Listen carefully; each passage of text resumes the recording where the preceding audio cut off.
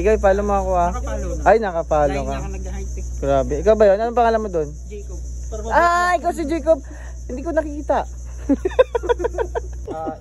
Can you, like this? Can you do it? Ano?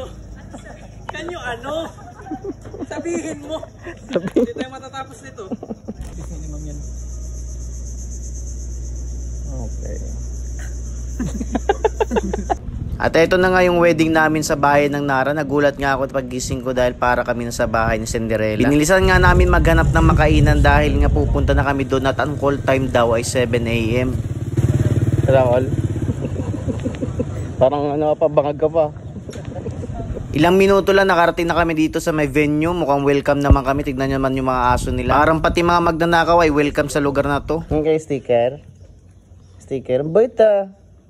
Dumating na rin syempre ang sikat na si Von Soriano. Sikat yan sa buong Pilipinas. Pero tignan nyo naman, grabe ka-humble. Siya pala ang makeup artist ngayong araw. At halos sabay lang din kami dumating para maghanap ng aming mga rooms. Dumating na rin ang team ni Ma'am Sharifa ng Mom's Place para mag-set up ng kanilang venue mamaya. At dahil nga meron pang hindi mga kumakain sa team ko, sabi ko maglabas muna tayo para kumain kayo. Kasi mukhang matatagalan pa yung pag-aantay natin. Mag-aalas 10 na nga ito. Yun, nandito kami sa labas. Pero hindi pa rin dumarating yung mga gamit na pwede namin i-shoot. Sa sobrang tagal nga ng pag-aantay namin, tignan nyo naman, pati yung mga aso dito nakatulog na.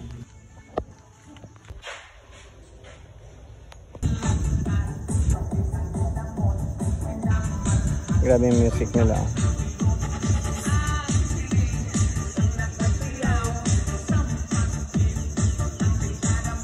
At sa wakas nga, unti-unti nang dumarating yung mga kailangan namin i-shoot na gamit. Dahil nga tabing dagat ito, napakainit. Pati yung singaw ng hangin dito, mainit. Kaya nga sa mga nagpaplanong ikasal dyan sa tabing dagat, kailangan yung pag-isipan maigi dahil during photoshoot, nakasuot kayo ng mga suit. Medyo mainit yun. Sampaling ko kaya itong nag-ano dito, nag-drone.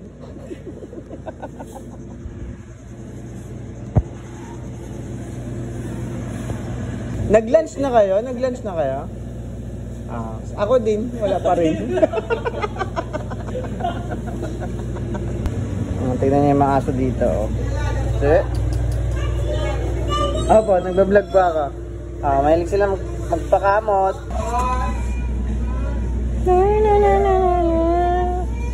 Isa pa? Ito na nga yung bride namin para sa kanyang beauty shot. Sabi niya bilib na bilib daw siya dahil gumanda daw siya ng gusto.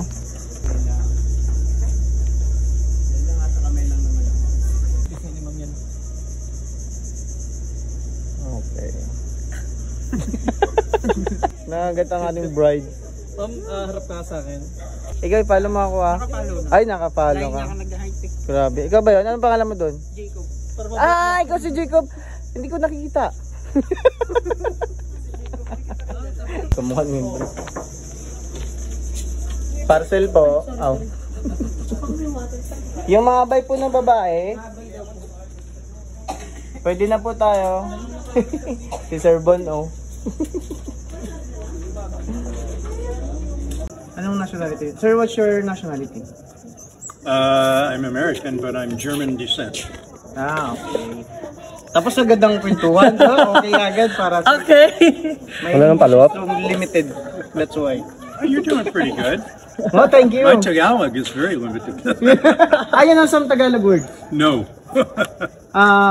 They want to... We're going to teach you Tagalog. Pogi. You know Pogi? No, what's handsome. Pogi? What?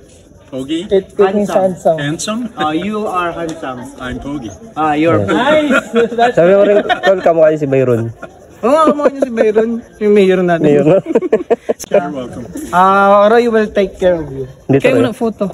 Sige dito rin. Ikaw Sabi ko lang Sige, kasi ang dami ng video Ikaw mag-Roy. There's Dito, Roy. video already, that's why I'm going to take you photos naman. Sure. Can you walk there? Nawalan ako ng creativity. I heard you earlier that you have brace on your... Yeah, and I'm not used to these shoes. It makes a difference. It makes me clumsy. English spoken dollars at si Ma'am Shay. Can you, like this? Can you do it? Can you, sabihin mo. Hindi tayo matatapos nito. Wait na, lalagyan ko ng mic sa uncle mo Kasi magaling mag-English. Magaling mag-English. Sir, look over there. Alright. Oh, di ba? Lakas makadora yan. Look everywhere.